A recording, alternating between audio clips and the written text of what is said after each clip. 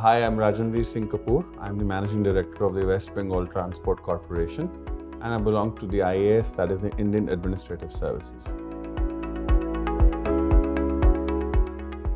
Well, honestly speaking, I think it's the only city that balances the extremities very well.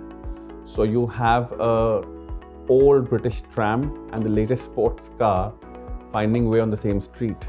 You have a 5-star and the famous puchka wala on the same corner. I think the city amalgamates extremities of life socially, economically, and also culturally extremely well. A very accommodative city, and I must tell that this is one city that doesn't judge you by the brands that you wear or the clothes that you wear or the perfume that you put. It actually looks beyond all this, and I love it for this. Well, see, if you go through the report of the IPCC, Calcutta has a huge vulnerability. And this vulnerability is not 5 or 10 years in the past. From centuries, it's been a very vulnerable location. If you go through historical texts of Calcutta, it's been a city that has been ravaged by cyclones, by torrential rains. We've had floods. So it's a city that is geographically not the best place to be in. And even now, because of the climate change, I think we're very vulnerable to various disasters. West Bengal Transport Corporation looks after the transport network of Calcutta.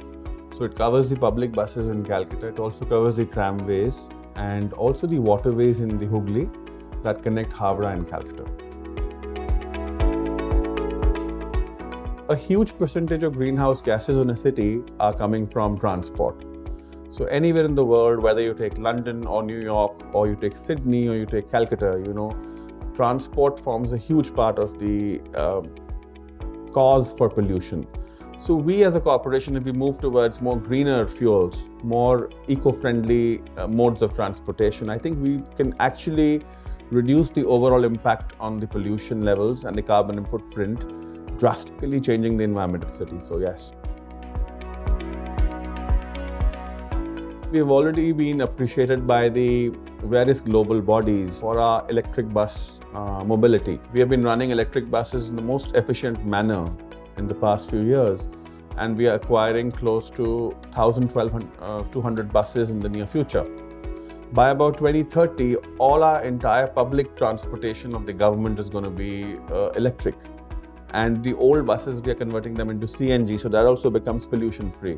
And we have the beautiful trams that are also, environment friendly. A talk is going to convert the ferries into also electric and solar. So if everything fits into place, by 2030, you will see the city's entire public transportation run by the government would have very little impact on the environment. We just introduce a certain innovation and don't think about the last mile. We don't think about whether it will be used or not. And here, whatever we have done, which is environment friendly, like maybe promoting the tram library, the jute tram, or an art exhibition on tram, all of which are eco-friendly, or maybe incentivizing traveling in trams, like putting Wi-Fi, etc., or getting electric buses, is only successful because people are going to take it.